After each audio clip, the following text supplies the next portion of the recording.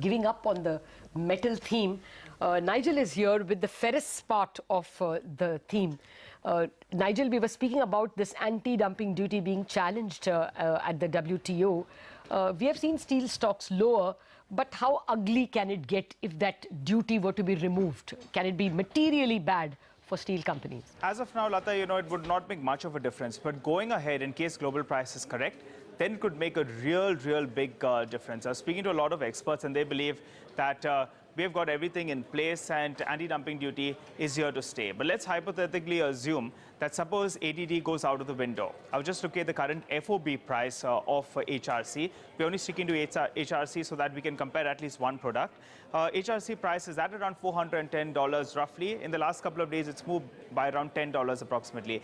But let's just consider $410. You add to that freight cost. The freight cost can be anything between around $20 to around $30 per ton. So we're taking around $20 per ton.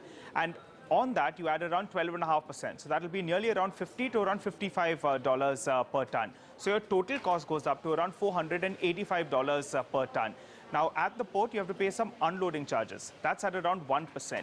So totally, assume that anti-dumping duty goes out of the way. And if you're importing HRC from China, that will come to around $490 per ton. Then your obvious question will be, what is the domestic price of HRC?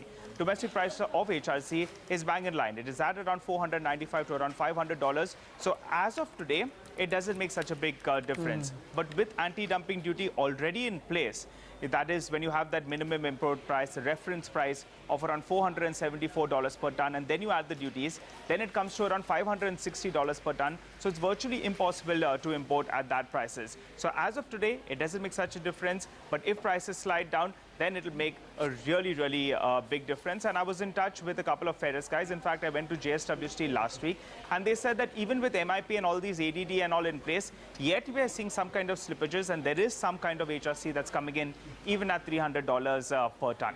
Okay. All right. So